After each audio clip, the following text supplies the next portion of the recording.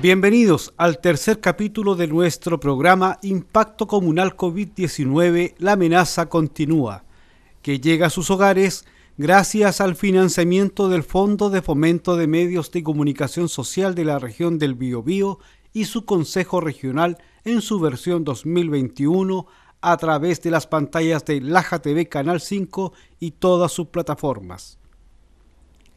En este capítulo continuamos conociendo el funcionamiento del servicio del Hospital de Laja, específicamente del programa de salud cardiovascular y la unidad de pacientes crónicos, a través de su encargada, enfermera Estefanía Gibson, entregando las recomendaciones apropiadas para los usuarios de este programa. Todos los días, sábado y domingo igual, o sea, vacunación, usted sabe también, era de lunes, hubo un momento de lunes a lunes, ahora los sábados también en el polideportivo, pero claro, las colegas, yo, vacunación en domicilio, PCR en domicilio, muchos pacientes no estuvieron hospitalizados con COVID, o sea, estuvieron en su domicilio con COVID, había que ir a tomarle los exámenes, entregarle medicamentos, y claro, ahí, gracias a Dios, de las colegas, y hubieron muy poquitos contagiados también por el buen uso de las medidas de protección también. Correcto. O sea, del cuidado que uno ha tenido. Entonces ahí uno ve que el cuidado y que las medidas de protección sí sirven, la higienización de manos, la mascarilla, ¿cierto?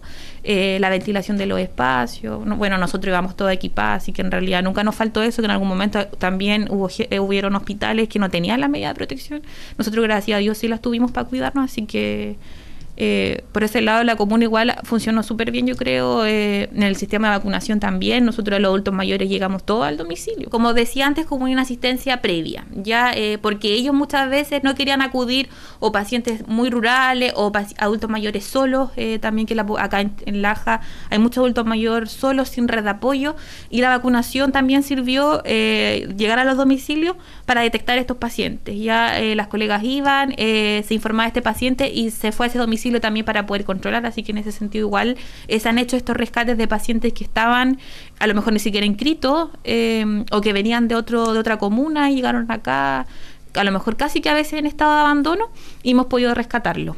Hay adultos mayores, como yo decía, que iban felices a sus controles, o sea, o a lo mejor que estaban solitos, y que el hecho de que siquiera conversar, porque la salud mental en el adulto mayor igual es un factor que se agravó harto. Nosotros, si bien no hacíamos controles presenciales, hacíamos controles telefónicos, a lo mejor el paciente estaba bien de sus patologías crónicas, pero de la parte de la soledad, de la red de apoyo, del hablar con alguien, algo tan simple, ellos no lo tenían, y también se necesita una contención emocional. Por eso es importante a lo mejor también que acudan. Ya hay muchos pacientes que le tienen miedo a acudir al hospital, pero está todo estructurado para mantener también la medida de prevención, o sea, los distanciamientos, la toma de temperatura, las citaciones se hacen más espaciadas, no se cita la misma cantidad de gente.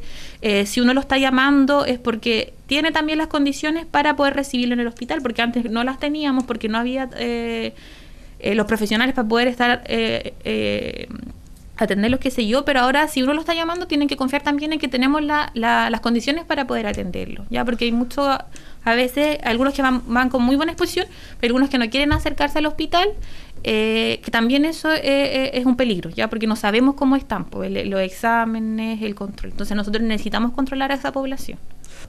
Adultos y adultos mayores. La idea ya es empezar a retomar como era el flujograma que teníamos previamente, que eran los cada 3 meses controles con enfermera, médico y nutricionista, que ahora estamos logrando abarcar la más población y tener estos 3 controles en el año, ¿ya?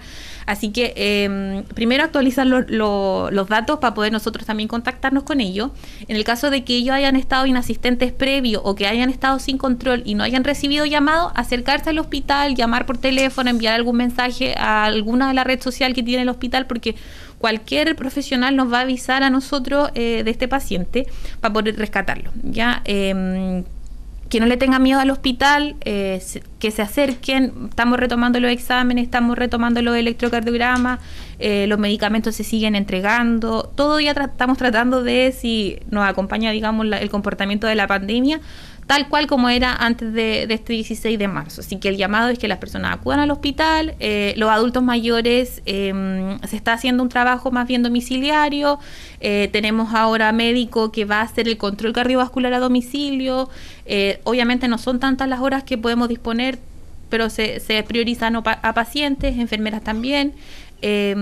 Así que nada, el llamado es a eso, a recuperar sus controles. Si no han tenido llamado del hospital es porque a lo mejor no tenemos el número, no hemos podido contactarlo, así que se intenten contactar con cualquiera porque nos va a avisar a nosotros para poder hacer el rescate. En las noticias y cuando uno ve los programas sale que ahora se nos viene la segunda pandemia, que es todo lo que trae producto de la no atención recibida en atención primaria, porque tuvimos que suspender estos controles, y las secuelas que deja el COVID, que no sabemos exactamente cuáles son y cuáles van a ser. Ya, así que la población en general tiene que cuidarse, porque a lo mejor tuvo COVID también, no lo supo, no sabemos qué estrago va a tener en su cuerpo. Así que nosotros también hacemos el examen de medicina preventiva a pacientes que no tienen enfermedades crónicas, que es el EMPA, que es una prestación que lleva hace harto tiempo y que la gente igual es un poco reticente a este examen, que es un examen de sangre con un formulario que permite la detección de enfermedades crónicas. A continuación, las psicólogas del programa PROSAM, Programa de Salud Mental, Camila Arriegada y Carla Burocaro, nos entregan antecedentes del funcionamiento de dicho programa en tiempos de pandemia. Estamos trabajando ahora, en este momento, por turnos. Mi equipo, por lo menos, estamos trabajando con teletrabajo, ¿cierto? Desde que comenzamos la pandemia tuvimos que detener las atenciones presenciales para poder protegernos y proteger a la comunidad, digamos. Tuvimos que acercarnos a ellos a través de las visitas domiciliarias, de los llamados telefónicos. Tuvimos que aprender a usar las videollamadas, las distintos programas que hay en internet, ¿cierto? Ya sea Meet, Zoom, enseñarle a las personas a usarlo, porque era la única forma de vernos igual. Tratar de hacer grupos también por Zoom, por ejemplo. Esa fue la forma que pudimos hacerlo. Recibíamos muchos llamados al principio, tuvimos que modificar muchas de nuestras actividades también. Al comienzo, como cerramos la agenda, tuvimos que apoyar en la puerta, tomando la temperatura, tuvimos que llamar a los pacientes para, no sé, darles hora o contarles qué estaba pasando, recibir llamados directamente de la OIRS cuando estábamos en teletrabajo. O sea, lo que podíamos teníamos que apoyar, una reconversión de tareas de todos los profesionales del hospital. En la actualidad y en tiempos de pandemia, la manera de ingresar como usuario al programa es a través de otro profesional, principalmente por derivación médica, ¿ya? Entonces, la metodología es que el usuario debe solicitar su hora médica, médico general, por morbilidad, en el hospital, se le asigna esta hora, el médico lo evalúa. Y dependiendo de la evaluación médica, si lo cree pertinente, hace la respectiva derivación a salud mental para evaluación o posible ingreso ya al programa. También lo pueden hacer otros profesionales si lo pesquisan de repente en controles del niño sano, en control de las personas mayores, etcétera. También otros profesionales derivan al programa. Junto con habernos descrito las diferentes formas en que los pacientes pueden ser derivados al programa de salud mental, nos comparten sus impresiones del impacto de la pandemia en este ámbito de la salud. La mayoría de los diagnósticos en los cuales más nos enfocamos o que trabajamos son los episodios depresivos, ya sea leve, moderado, grave, trastornos ansiosos, donde pueden entrar las crisis de pánico, crisis de angustia, etcétera, estrés, ¿ya? Trabajamos también con usuarios derivados por tribunales, por casos judiciales, también con pacientes con dependencia o consumo problemático de sustancias, ya alcohol, drogas, entre otros. Y cuando ya se pesquisan, por ejemplo, patologías más graves o de mayor complejidad, es cuando se hace la respectiva derivación a especialidades, que ahí nos referimos al Hospital Base de Los Ángeles. Bueno, para empezar, se ve este tema de pánico colectivo y que es natural, obviamente, porque no es una situación fácil. Pandemia, yo creo que nadie nunca imaginó que íbamos a pasar por esto. Sí se hablaba o lo veíamos muy lejano, pero nunca pensamos que se iba a hacer realidad, y menos en estos tiempos. Nos ha afectado de sobremanera a todos, para empezar porque como seres humanos y personas somos seres por naturaleza sociales, ya no es una opción el sociabilizar con un otro.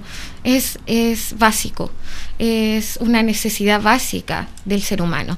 Entonces, por el mismo tema de la pandemia, el confinamiento y el aislamiento social de por sí nos ha afectado a todos, ¿ya? A todas las etapas evolutivas, a todas las edades. Y con eso también entra la culpa que usted nombraba, ¿ya? Con los contagiados, con la familia, las personas que tenemos familias cercanas, adultos mayores. Cuando ha habido algún contagiado en la familia, se ha generado mucho estos sentimientos de culpa o a saber ya si es un diagnóstico positivo o negativo, y también el alivio posterior a saber si, por ejemplo, el PCR dio negativo y no fui yo, por decirlo así, la culpable de que mi familiar se contagiara, o por el contrario, si yo me contagié y contagié a mi familiar, causa ese sentimiento de culpa, más los sumados que a mí ya me afectaron. El encierro, el distanciamiento social, el volver a adaptarse al funcionamiento a través de las pantallas, etcétera. Bueno, cuando comenzó todo esto, hubo muchas personas que se quedaron en residencias sanitarias, ¿cierto? Ahí no tenían antes psicólogos, por lo tanto nos estaban pidiendo a nosotros ayuda para apoyarlos y acompañarlos en este proceso, porque como es tanta la incertidumbre, no sé si tengo COVID, las personas que por ejemplo estaban como contacto estrecho o no sabían si estaban contagiadas su familia, la incertidumbre es tan grande que provoca tanto estrés que hay que ir acompañándolo y darle algunas como recomendaciones, contener, ¿cierto?, emocionalmente, para que puedan sobrellevar este estrés que va a ser diario por el tiempo que estén en esta situación, digamos. Bueno, lo principal es la expresión emocional. O sea, cuando uno a veces trata como de sobrellevarlo solo para adentro, es mucho más complicado poder manejarlo. Entonces, por eso estamos nosotros también dando la posibilidad de expresión, de poder elaborar ciertos pensamientos, ciertas emociones, para que se pueda sobrellevar de una forma, porque, o sea, no podemos quitarle a la persona que sienta miedo ni incertidumbre en ese momento, pero sí podemos contener. Y validar. Y validar, por supuesto, sí. O sea, no es malo sentirse así en ese momento, es súper válido, como dice Carla, es esperable. Nadie nos dijo qué nos iba a pasar, o sea, como decía Carla, nadie nos dijo que iba a haber una pandemia, entonces no teníamos cómo prepararnos para esto.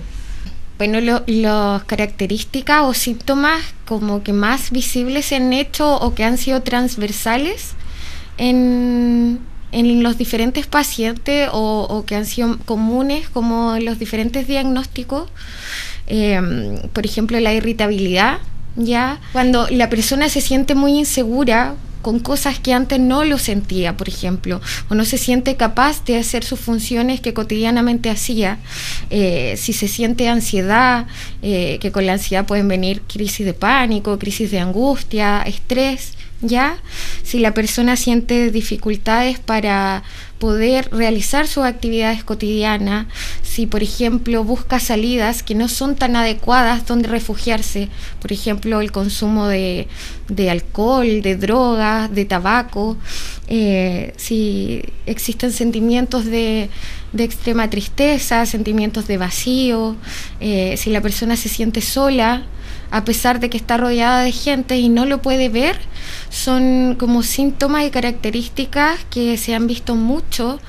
Bueno, siempre se han visto, pero se han visto exacerbadas en este tiempo de crisis pandémico. Principalmente y primeramente es validar la emoción y el sentimiento de un otro, ¿ya? Si bien todos somos diferentes, no hay ninguna persona igual a otra, hay personas, por ejemplo, que sienten más o que les afecta más una situación que esta misma situación a otra, ¿ya? El hecho tiene que ver con que uno no es mejor ni peor que el otro. Somos personas diferentes. Y lo principal y lo más importante es validar lo que piensa y la emoción que genera un otro.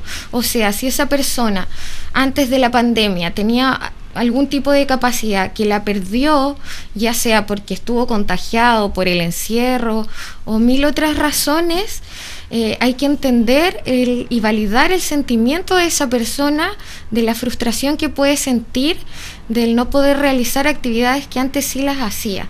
Entonces es eso, el validar, el contener y el escuchar. De repente subestimamos mucho el tema de escuchar y el verbalizar, pero el solo hecho de poder uno expresar y de sacar, diciéndolo coloquialmente, lo que uno lleva dentro, como delante lo comentaba Camila, ya es súper sanador. Entonces ese es el principio de todo. La pérdida de familiares durante la pandemia ha sido uno de los impactos emocionales más difíciles de manejar por quienes lo han sufrido. Reflexión que nos comparten al respecto nuestras entrevistadas. Se aborda como un duelo. Hubo una pérdida de la salud en ese momento.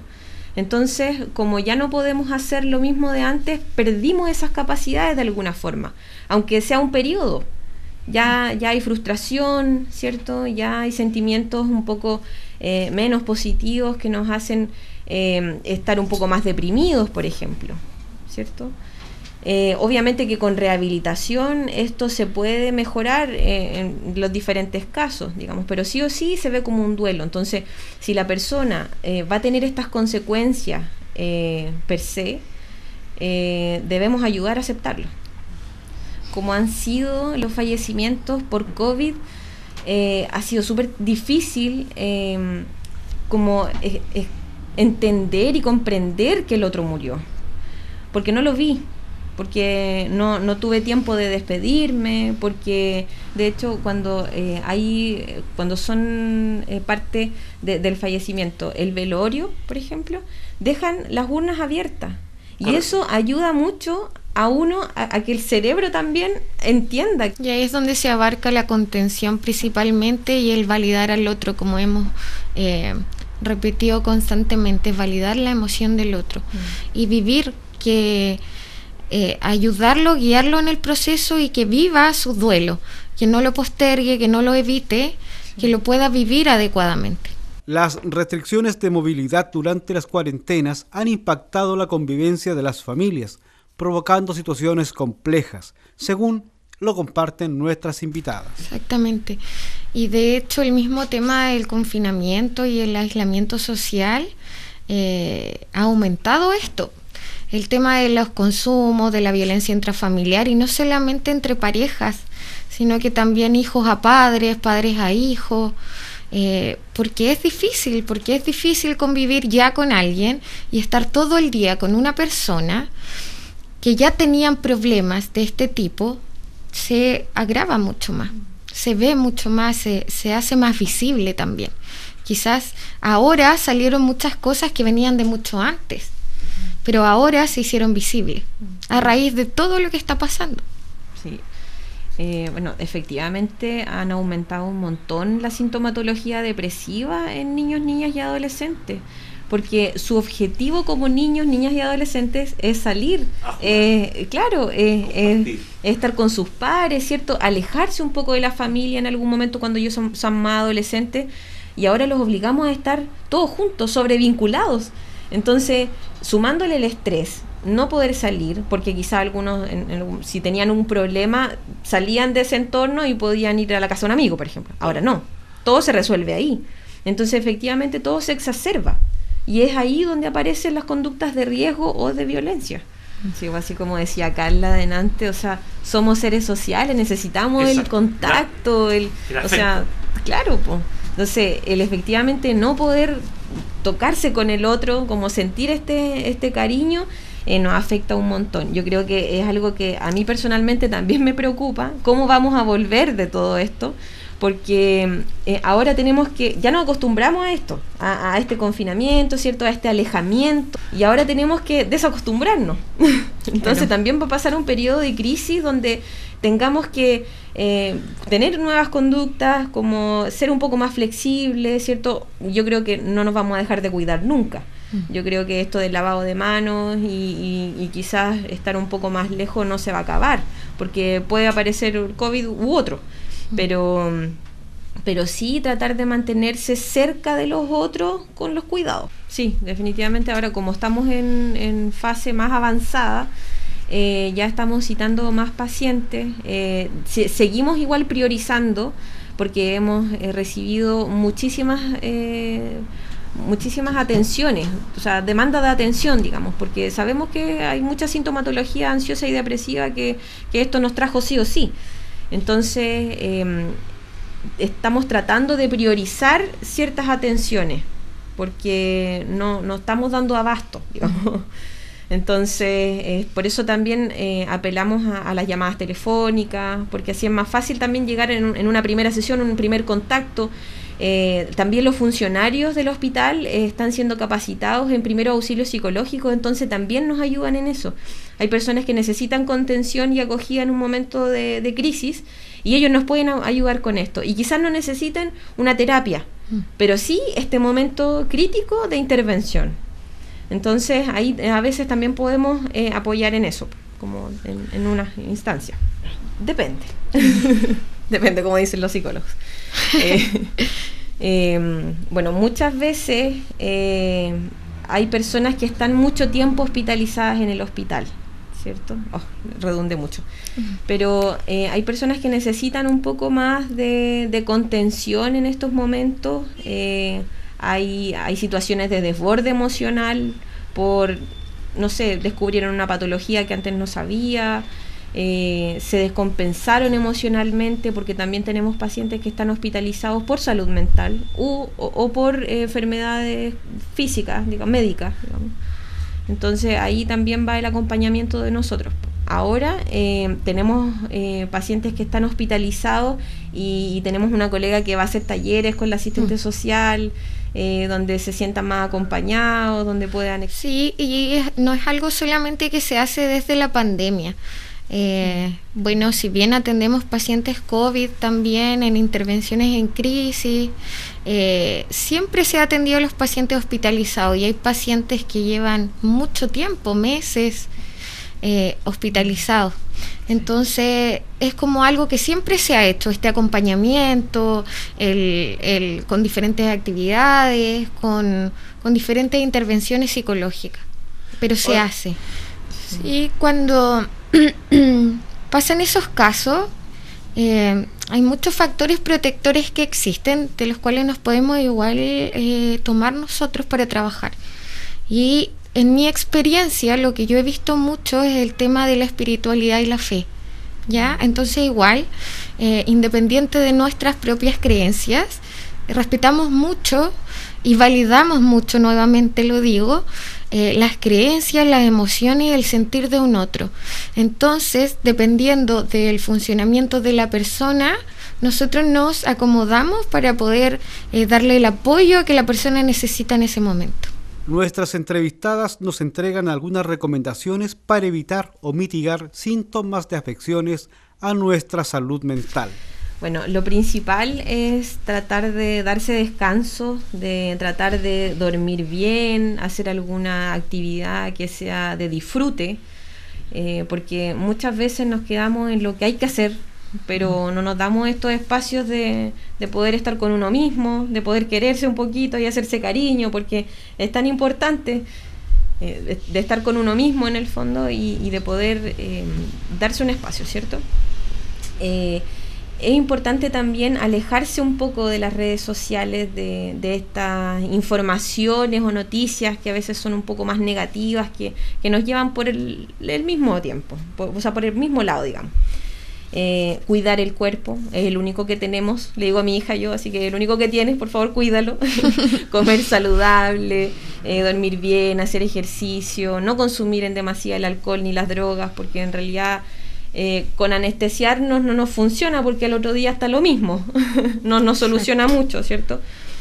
Si se puede meditar, es súper bueno meditar, comunicarse con otras personas de confianza, sobre todo de poder decirle lo que uno siente, de poder acompañarse si hay dolor, si hay pena, si hay ansiedad, porque no todos lo sentimos de la misma forma, pero sí nos podemos acompañar con las experiencias. Hemos compartido antecedentes del funcionamiento del programa de salud mental junto a 2 de sus enfermeras, Camila Arriegada y Carla Gurucaro, quienes nos han descrito cómo la pandemia ha afectado el normal desempeño de dicha unidad, su evolución y las principales recomendaciones para sobrellevar este periodo sin grandes impactos en nuestra salud mental. Antecedentes que llegan a sus hogares a través de las pantallas de Laja TV Canal 5 y en todas sus plataformas, gracias al financiamiento del Fondo de Fomento de Medios de Comunicación Social de la región del Biobío y su Consejo Regional, en su versión 2021. La invitación es para contar con su compañía nuevamente en nuestro próximo capítulo de Impacto Comunal COVID-19 y la amenaza continúa. Será hasta una próxima oportunidad.